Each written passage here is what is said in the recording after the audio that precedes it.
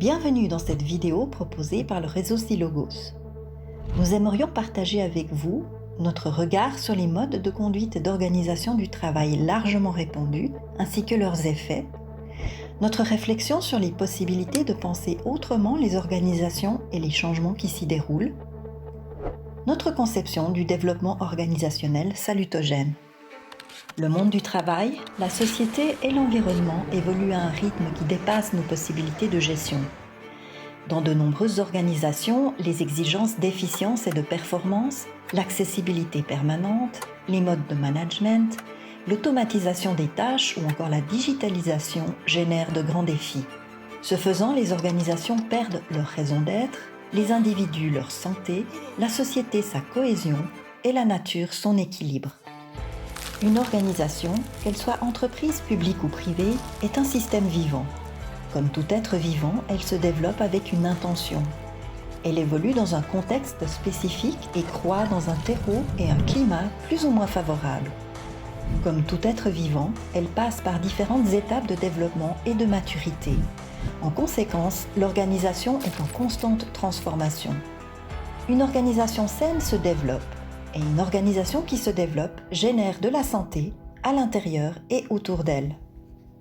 Comme tout système vivant, l'organisation cherche avant tout à rester en équilibre autour de son axe, de la colonne vertébrale que représente sa raison d'être.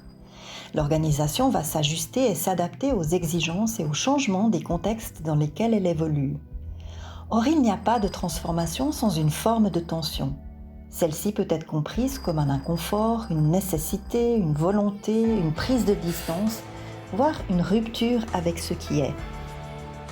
Le développement organisationnel, ou DO, consiste à accompagner l'évolution du système organisation. Cette approche facilite le passage d'une phase de croissance à l'autre, autrement dit favorise son développement vertical.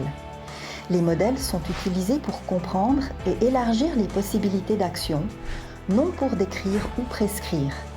Cette approche implique la co-construction d'une solution optimale pour le système considéré. Accompagner le développement peut se faire par une ou plusieurs des portes d'entrée du système, celle du développement des individus, celle du développement des équipes ou celle du développement de l'organisation dans son ensemble. Quelle que soit la porte d'entrée choisie, l'approche prend en compte les deux autres. Il s'agit en effet d'éviter le report d'une tension et de préserver l'équilibre ailleurs dans le système. Ceci est la base d'un développement durable et salutogène. Celui-ci génère alors des ressources à tous les niveaux, au-delà même du système. Il permet aux individus, aux équipes et à l'organisation d'évoluer en santé. Vous souhaitez en savoir plus et apprendre à penser autrement votre organisation ? Vous voulez acquérir les méthodes, outils et postures favorables au développement salutogène des équipes et individus qui la composent ? Alors rejoignez la communauté DO et participez à l'une des formations ou interventions proposées par le réseau Silogos.